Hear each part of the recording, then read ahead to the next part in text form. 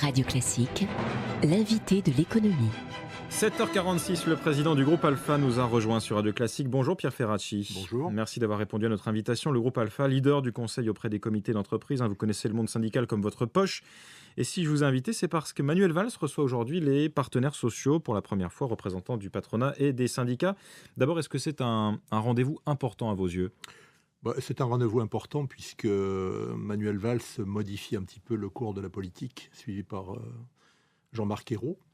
Et à partir de là, il aura des réactions syndicales appropriées avec un mouvement syndical sans doute encore coupé en deux, avec Force ouvrière et la CGT d'un côté, la CFTC et la CFDT de l'autre, et la CFE-CGC qui hésite un petit peu, puisque j'ai vu que Carole Couvert avait trouvé quelques signes d'apaisement dans le discours de Manuel Valls. Oui, sauf qu'elle a retiré sa signature du pacte de responsabilité, ce qui est assez inédit d'ailleurs, de la part d'un syndicat.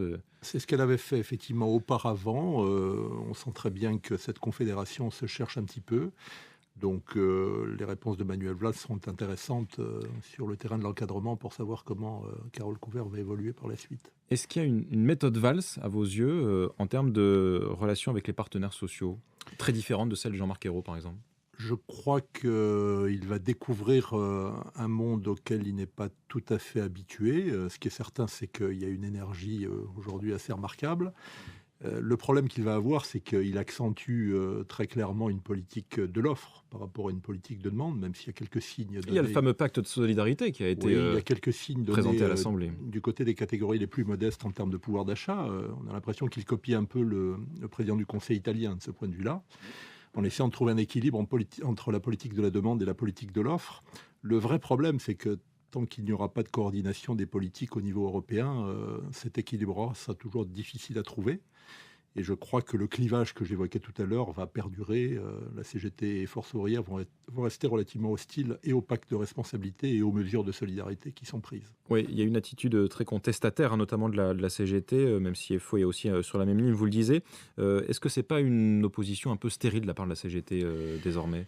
C'est un débat difficile.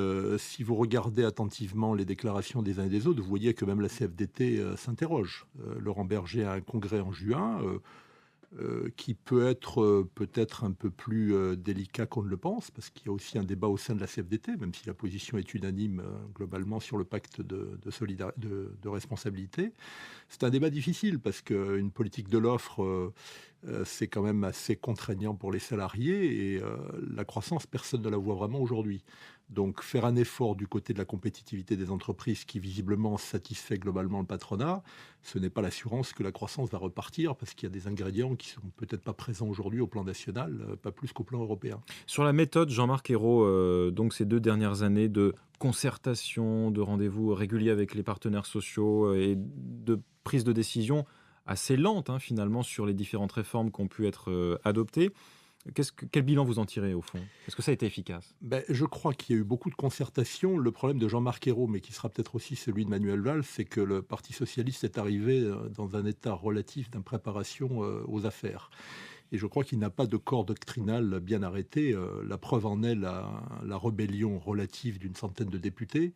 On sent très bien qu'entre une politique franchement social-démocrate et une politique plus ouverte vers la compétitivité des entreprises et qu'on peut qualifier de plus libérale, le choix n'a pas été vraiment fait, d'abord avant d'arriver aux affaires. Et je crois qu'il n'est pas encore tout à fait fait aujourd'hui, même si l'inflexion de Manuel Valls est réelle de ce point de vue-là. Donc Jean-Marc Ayrault a subi les conséquences de cette absence de doctrine, et le fait de se concerter, de dialoguer beaucoup avec les partenaires sociaux ne règle pas le problème de fond. Parce que ce qui ressort aujourd'hui, après toutes ces réformes, c'est qu'au final, elles n'auront pas changé grand-chose. On avait beaucoup parlé de l'accord sur le marché de l'emploi, présenté comme un accord de flexi-sécurité à la française. On a l'impression que ça ne va pas non plus révolutionner les choses.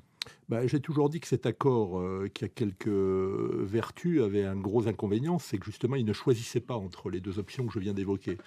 On flexibilise, on essaie de sécuriser, mais on voit bien qu'il y a 2 espaces très différents qui peuvent être occupés par les entreprises. On peut accélérer les procédures, on peut licencier plus vite et plus rapidement. Mais on peut aussi jouer une carte d'anticipation, de négociation avec les partenaires sociaux. Et le choix est laissé dans cet accord-là, et on ne voit pas très bien aujourd'hui sur le terrain quelle est l'option qui va être prisée par les entreprises et par les organisations syndicales. Donc je crois qu'il y a une ambiguïté qu'il faut lever si on veut sortir de l'impasse dans laquelle on est.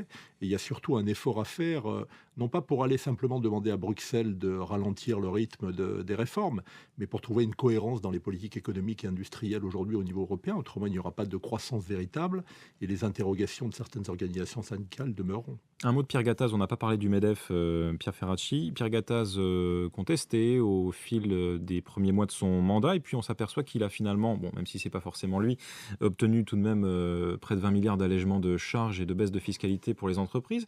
Est-ce que c'est finalement un meilleur négociateur qu'on ne pouvait l'imaginer ?